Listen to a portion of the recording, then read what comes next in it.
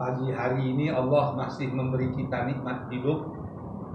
Semoga kehidupan kita hari ini lebih baik dari hari yang lalu. Kehidupan kita hari esok akan lebih baik dari hari ini. Selawat beriring salam kita mohonkan kepada Allah agar senantiasa dicurahkan kepada Rasulullah Muhammad Sallallahu Alaihi Wasallam. Bapak-bapak, ibu-ibu, hadirin dan hadirat yang dicintai Allah. Pada pengajian kali ini saya mungkin ceramah sebentar saja. Kita lebih banyak berdiskusi sajalah. Kata orang sekarang supaya lebih komunikatif. Yang ingin kita diskusikan pada pagi hari ini adalah apa sebenarnya keistimewaan ajaran Islam sehingga kita bangga menjadi orang Islam.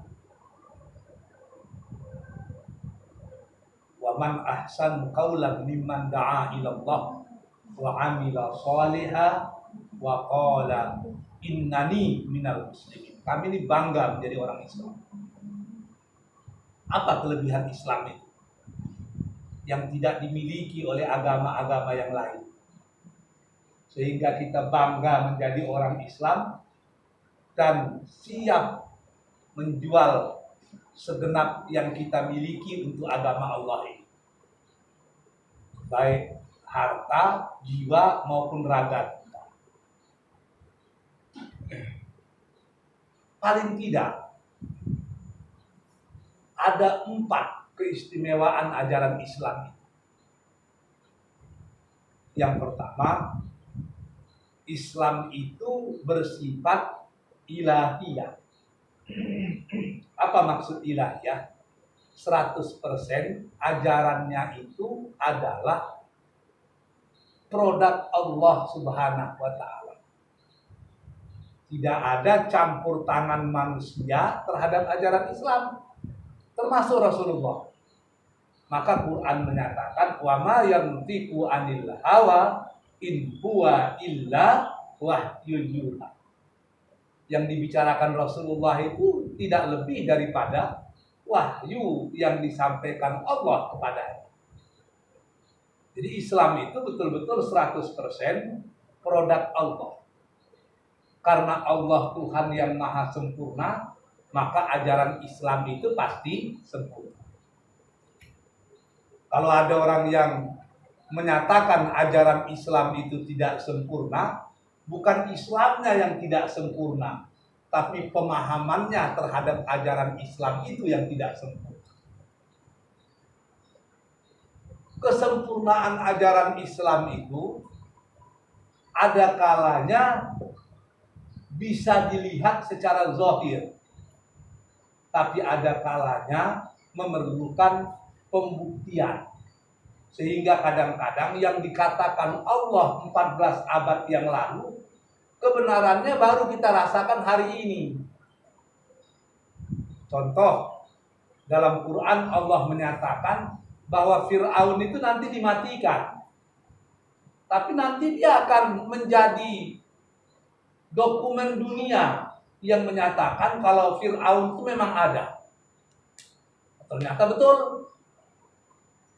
Fir'aun ditenggelamkan di Laut Merah, jasadnya diselamatkan, lalu para pakar-pakar bedah di Perancis termasuk Maurice Bucaille itu menemukan kalau yang satu ini lain dengan yang lain. Kenapa zat garam yang ada di tulangnya lebih banyak? Oh, ternyata inilah Fir'aun yang ditenggelamkan. Informasinya 14 abad yang lalu, tapi baru 1 abad yang lalu itu ditemukan orang.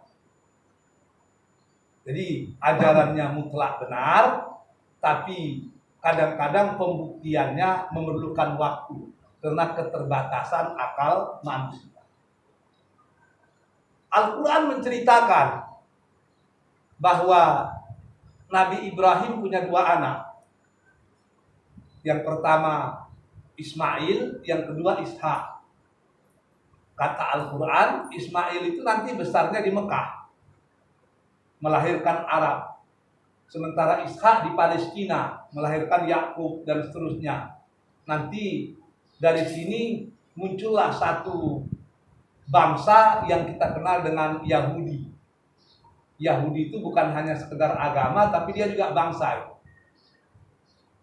Tahun 90-an, University California Los Angeles, UCLA, baru menyatakan bahwa ada kemiripan darah orang Arab dengan darah orang Yahudi.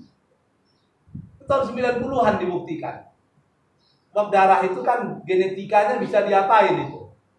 Bapak-bapak dan ibu-ibu yang pakar dengan darah ngerti lah itu.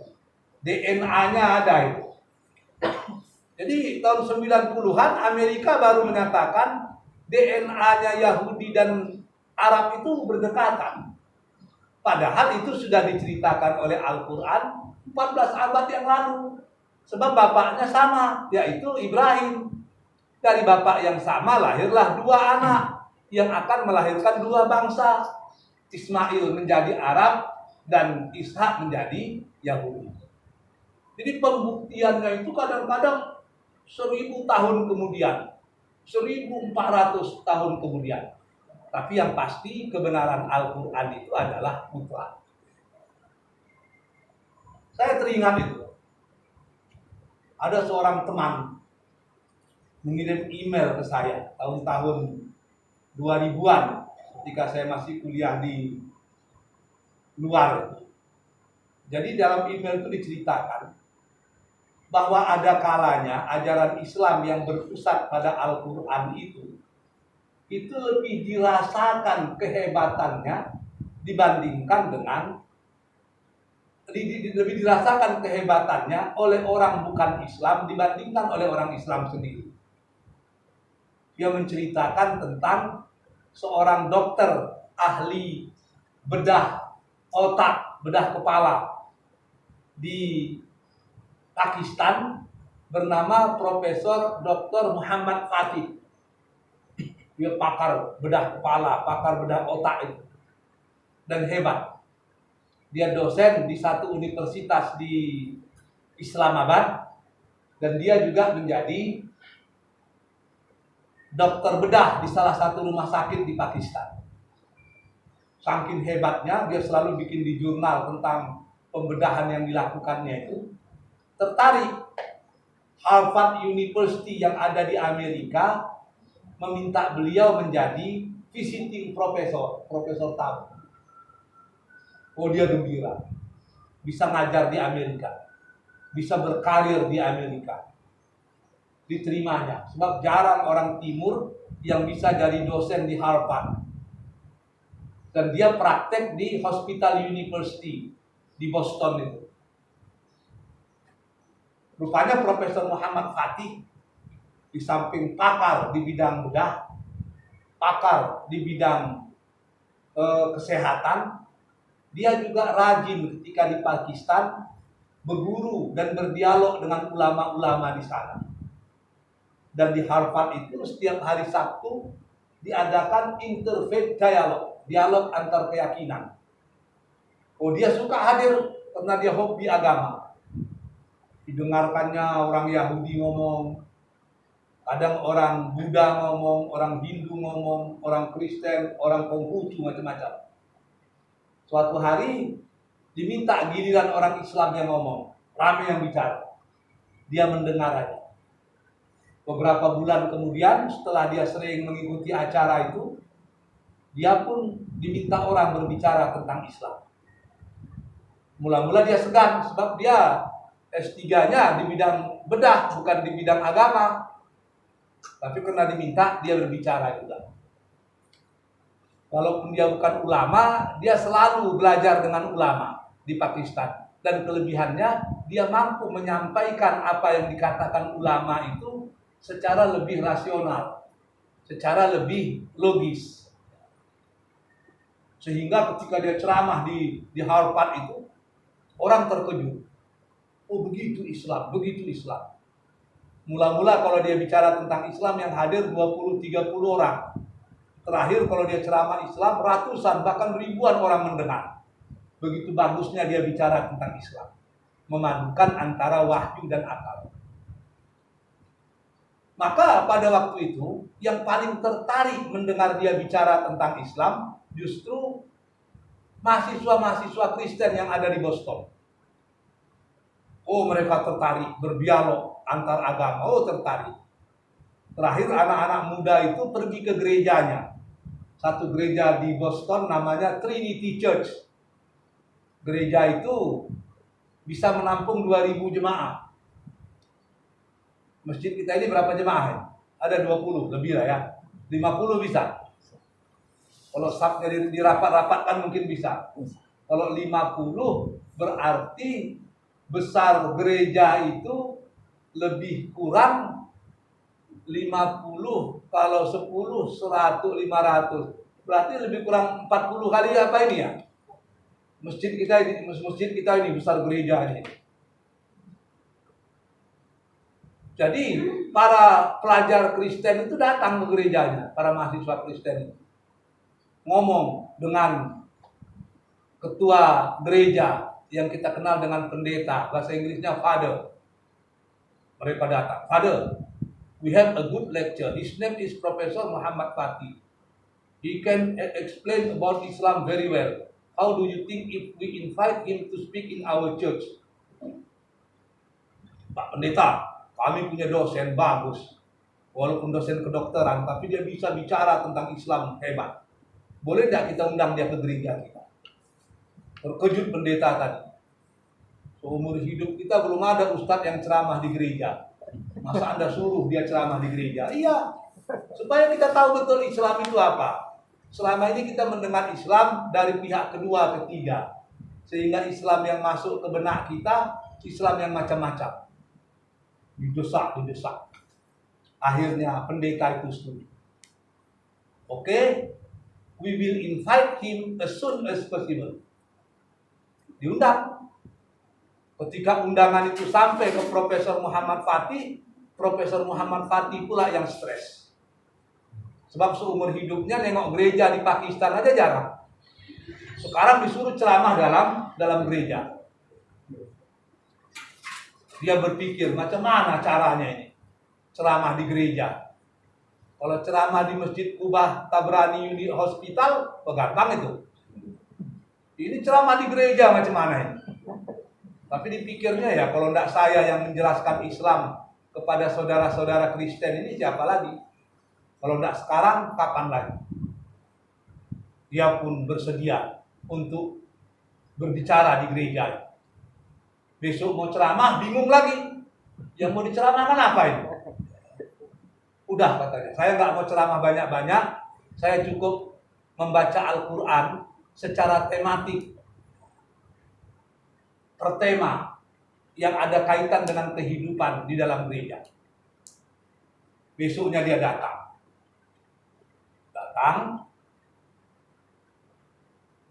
terkejut, gereja itu penuh. Artinya lebih dari 2.000 orang hadir.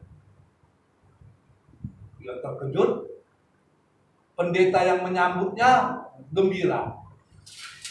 Disambut sampai ke pintu gereja. Apa kata pendeta itu? Welcome to our church. Selamat datang ke gereja kami. Mudah-mudahan Anda bahagia di sini. Datang. Sebelum dia ceramah, pendeta itu memperkenalkan Profesor Muhammad Fatih. Ladies and gentlemen, this is our Muslim brothers. His name is Muhammad Fatih. He is a doctor. Ini saudara Islam kita Muhammad Fatih, dia seorang dokter. Dia ingin berbicara tentang Islam di hadapan kita bersama. Please pay attention. Tolong perhatikan baik-baik. Profesor Muhammad Fatih pun mulai ceramah. Dibacanya ayat Al-Quran. Sudah itu dia ngomong, ladies and gentlemen, bapak-bapak, ibu-ibu, Islam itu agama yang tidak pernah memaksa orang masuk Islam. Dibacanya ayat la ikraha fid din. Qad tabayyana ar-rusydu minal ghayy, wa may yakfur bit-taghut wa yu'min billah faqad istamsaka bil urwatil wuthqa. Bacanya ayat. Lalu dia cerita lagi. Islam ini agama yang sangat menghormati agama orang lain. Dibacanya ayat Qul ya ayyuhal kafirun, ujungnya lakum dinukum waliyadin. Dibacanya berbagai macam ayat, ayat ini, ayat itu, ayat ini. Cuma satu ayat yang nggak dibacanya, ayat Cahyadi. Jadi setelah dibacanya ayat terakhir dia bilang, agama Islam itu bukan hanya untuk orang Islam, tapi agama Islam itu merupakan hadiah terbesar yang diberi Allah untuk alam semesta. Dibacanya ayat wa ma arsalnaka illa rahmatan lil alamin. Apa kata Profesor Muhammad Fatih? Ketika saya baca Al-Quran itu saya terkejut. Seluruh orang Kristen yang ada dalam gereja yang 2000 orang itu terdiam, terpukau. Kalau jatuh jarum waktu itu ke lantai itu terdengar. Begitulah heningnya orang ketika Quran dibacakan. Dia pun bingung kenapa gitu ya. Ketika dia mau pulang dipanggil oleh gereja tadi, oleh pimpinan gereja tadi, profesor pader tadi, pendeta tadi, panggil. Sambil jalan mau keluar, pendeta itu ngomong, Profesor Muhammad Fatih, what are you talking about? Pak Muhammad Fatih, yang tadi Anda bicarakan itu apa? Profesor Muhammad Fatih bilang, I am talking about the Quran, I am reading the Quran. Saya baca Quran. Quran, what is the Quran? Apa itu Quran? Kata Profesor Muhammad Fatih, Al-Quran is the words of God. Quran itu perkataan Allah. Pendeta itu terkejut. Profesor Muhammad Fatih, I strongly believe that is the word of God. Pak Muhammad Fatih, saya percaya kalau yang Anda bacakan itu kata-kata Tuhan. Kenapa? Why? Anda lihat. 2000 jemaah saya terdiam, tersihir ketika Anda baca Quran. Saya sendiri seorang pendeta terpukau ketika Anda baca Quran. Padahal kami tidak paham apa maksudnya. Kalau itu perkataan manusia, kami tidak ada yang terpukau, tidak ada yang tersihir, tidak ada yang terdiam. Tapi itu pasti perkataan Allah. Itulah yang membuat kami terdiam. Jadi kebenaran Islam itu bisa dilihat di wahyu itu. Orang yang bukan Islam saja ketika betul-betul mendengar Quran, dia terdiam. Begitu hebatnya Quran. Sementara kita kadang-kadang ketika orang baca Quran masih ribut juga kan gitu. Artinya kita seringkali dengan ajaran Islam ini, kalau kata orang Minang, memagar kerambil condong. Memagar pokok kelapa yang condong. Batang punya kita, tapi buah punya orang. Kita yang punya ajaran, orang yang menikmati. Kebersihan, yang paling bersih itu di negara mana? Negara bukan Islam. Pikir Anda ke Singapura, bagaimana sungai di Singapura, lalu Anda bandingkan dengan sungai Siak, stres kita dibuat ini. Saya dulu tidak percaya. Ada buku kecil itu yang ditulis oleh Syekh Abdul Halim Mahmud, bekas rektor Universitas Al-Azhar. Dia waktu itu menceritakan pengalamannya ketika kuliah di Sorbonne University di Prancis. Jadi Profesor Syekh Abdul Halim Mahmud itu rektor Universitas Al-Azhar. Dia itu mendalami falsafah Islam di timur, tapi juga mendalami falsafah di Prancis di barat. Ketika dia pulang ke Mesir, orang bertanya, apa beda Mesir dengan Prancis? Jawabannya lucu. Di Mesir, Muslim banyak, Islam sedikit. Di Prancis, Muslim sedikit, Islam banyak. Bingung wartawan, maksud Anda apa? Iya, di tanah air saya di Mesir ini, orang Islam ramai, tapi Islam sedikit. Maksudnya apa? Nilai-nilai Islam itu justru sedikit di tengah-tengah mayoritas orang Islam. Di Prancis Islam sedikit, tapi di Prancis Muslim sedikit, tapi Islam banyak. Maksudnya orang Islam sedikit, tapi nilai-nilai Islam berkembang. Bicara kebersihan, Paris luar biasa bersih dibandingkan dengan Kairo.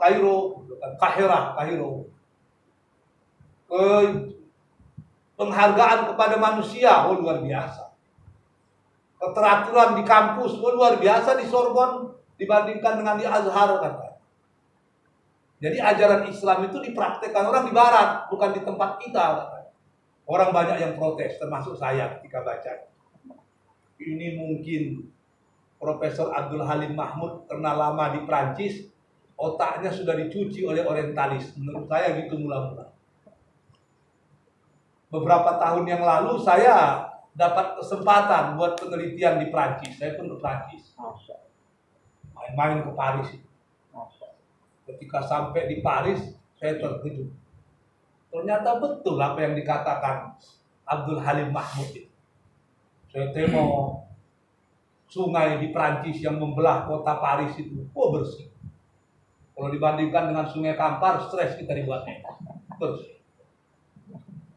Saya tinggal di satu apartemen di Paris itu. Malam-malam saya tengok banyak pemuda-pemuda mabuk di sana. Wah, ini kok nggak betul, saya pikir. Pagi saya turun, tempat pemuda-pemuda mabuk itu bersih. Saya pikir mungkin ini kebetulan. Besok malam saya tengok mabuk lagi. Memang di taman itu mabuk orang berjalan. Anak-anak mudanya macam-macam. Malu kita nengoknya kadang-kadang. Dia bercium suka-suka hati di orang ramai. Tapi bersih.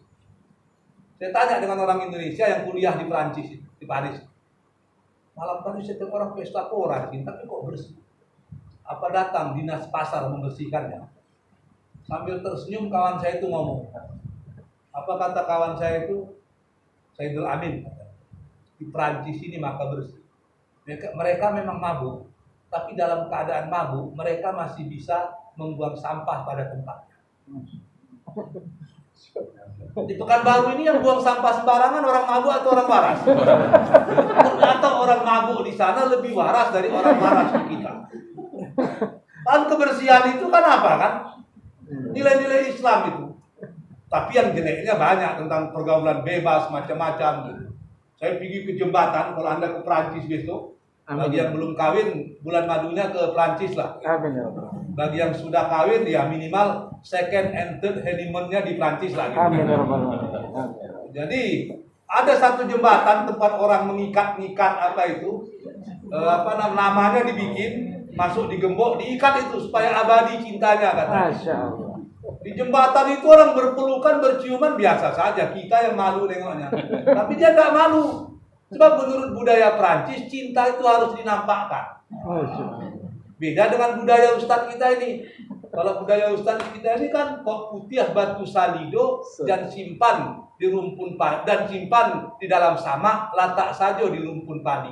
Kok iyo kasih kambo dan nampak di orang banyak, simpan saja dalam hati. Kalau di Prancis enggak, itu harus dibuktikan. Oh, saya tengok, wah malu kita dibuat. Malu. Tapi beberapa bulan yang lalu saya ceramah di Rumbai. Selama di Rumbai itu siap Isya. Siap ceramah selesai jam 10 ngota-ngota sampai jam 11 lewat. Saya balik lewat jembatan Beton 3 itu ya. Yang baru itu. Ketika balik saya terkejut gitu. Ternyata apa yang dilakukan orang di jembatan di Paris itu dilakukan orang di Beton 3. Wah, saya pikir kenapa yang baik-baik nggak ditiru, tapi yang jelek-jelek seperti itu luar biasa cepat ditirunya. Dan mungkin Rumah Sakit Tabrani itu perlu membuat penelitian. Kenapa anak muda sekarang tulangnya itu lemah-lemah?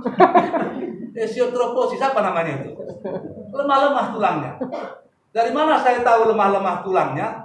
Ketika mereka duduk di jembatan itu, tidak ada yang bisa duduk gini. Saling menyender begitu. Karena tulang lemah terpaksa ditopang begitu kan. Coba diteliti apa penyebab tulang anak muda kita sekarang lemah-lemah. Saling sender menyender semua gitu macam mana. Jadi ajaran Islam itu yang pertama bersifat ilahiyah, dia produk Allah. Makanya dia bersifat abadi kebenarannya. Yang tiga lagi insya Allah akan kita bicarakan pada pengajian-pengajian di masa yang akan datang. Saya rasa cukup sekian. Sebelum kita tutup, karena bapak-bapak dan ibu-ibu, adik-adik semua mau dinas lagi. Nanti gara-gara kita masuk terlambat, banyak pula yang meninggal dunia, masalah juga. Kalau ada yang mau bertanya, saya persilakan dengan segala hormat.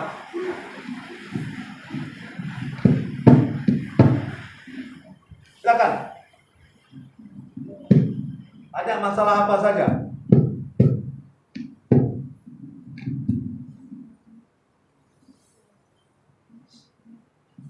Silakan. Yang perempuan kalau ada mau tanya apa hukum poligami atau gimana? Silakan. Silakan.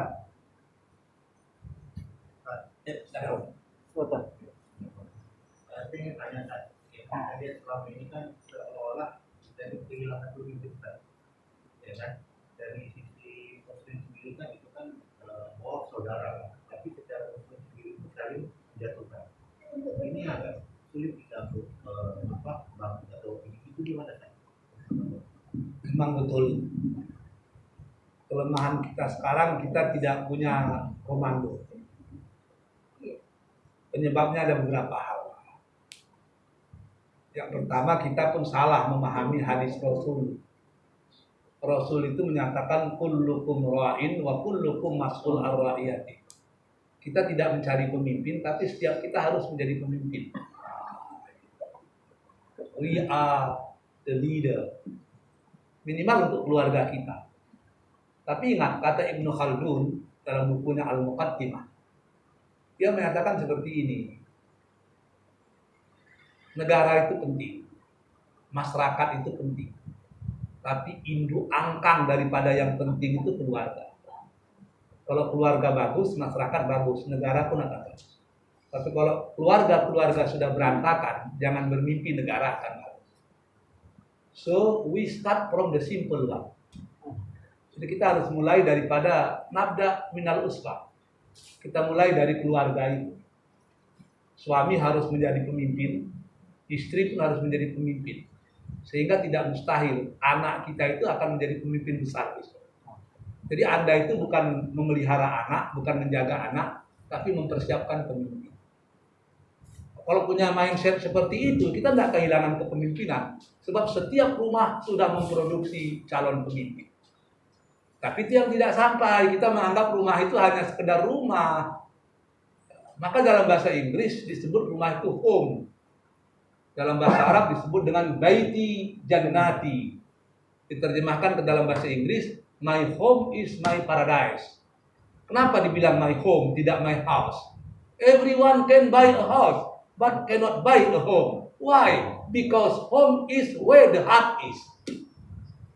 Kenapa dikatakan home? Baiti jannati, rumahku surga. Karena ada beda home dan house. Kalau house bangunan, tapi kalau home, bangunan itu berisi cinta. Sehingga kita merasakan di rumah itu seperti di surga. Sekecil apapun rumah kita, kalau kita damai di situ namanya home. Sebesar apapun rumah kita, tapi kita tidak betah di rumah, itu hanya sekedar house. Banyak nggak orang yang nggak betah di rumahnya, padahal rumahnya seperti istana? Ada nggak orang yang tenang di rumahnya, walaupun rumahnya seperti rumah sederhana saja? Banyak. Dia sudah punya home, sementara yang lain hanya sekedar punya house. Makanya rumah yang betul itu rumah yang berisi cinta. Ibu-ibu, adik-adik, kalau memberikan kopi dengan suami, kalau kopi itu diberikan dengan rasa cinta, nggak pakai gula pun manis itu. Pasti manis itu. Iya, tak, sebab manis itu kan terbagi dua, ada zahir, ada batin. Manis mungkin secara lidah tidak manis, tapi kalau itu lain rasanya. Kenapa? Para suami tidak bisa berpindah ke lain hati. Padahal banyak perempuan cantik yang lain ada di luar rumah. Kenapa? Sebab ada cinta. Ketika cinta itu sudah bicara, yang lain itu jelek. Walaupun sebenarnya istri kita paling jelek. Cinta mau diapain kan? Itu cinta itu. Maka dalam ibadah pun, Syekh Yusuf Al-Qaradawi dalam bukunya Kitabul Iman, dia menyatakan ibadah itu terbagi dua. Ada ibadah dilaksanakan lil ta'ah, ada ibadah dilaksanakan lil mahabbah. Kalau ibadah dilaksanakan karena ketaatan bagus, tapi belum sempurna. Ada rasa takut, rasa ngeri, rasa apa. Tapi kalau ibadah dilakukan lil mahabbah, karena rasa cinta, itu lain. Sama dengan adik-adik yang jururawat. Kalau Anda mencintai profesi Anda, Walaupun profesi Anda itu sekarang antara hidup dan mati seperti tebalnya kulit bawang, Anda cintain. Kan sekarang yang paling banyak mati kan perawat sama dokter kan di corona ini. Tahu Anda itu, tapi Anda nikmati. Kenapa? Karena Anda cinta dengan profesi Anda. Makanya ini yang disebut dengan dalam bahasa Minangnya the power of love. Kekuatan cinta itu di situ. Maka kalau mau bahagia, cintailah apa yang kita lakukan. Maka orang yang paling bahagia itu kan dalam Islam orang yang qanaah. Kalau ditanya kepada ustadz-ustadz apa itu qanaah, tentu dia menyatakan mensyukuri apa yang ada. Saya setuju itu.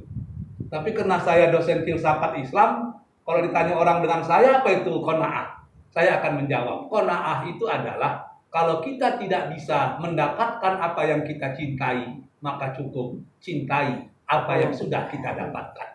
Wabillahi taufiq wal hidayah. Assalamualaikum warahmatullahi wabarakatuh.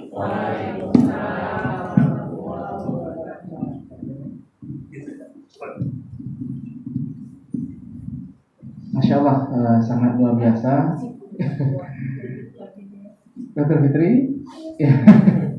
Alhamdulillah ya, mudah-mudahan untuk kedepannya kita tunggu episode selanjutnya Ustaz ya, Insya Allah. Alhamdulillah, mudah-mudahan tausiah pencerahan yang diberikan Ustaz dapat kita amalkan dan kita bangga sebagai Muslim yang baik dan mensyiarkan agama kita ini, kakak semuanya, terutama di rumah sakit kita ini. Insya Allah, kakak, Insya Allah. Pernah kita tutup majelis pada pagi hari ini dengan baca hamdalah. Alhamdulillah alamin dan doa penutup majelis. Assalamualaikum warahmatullahi wabarakatuh.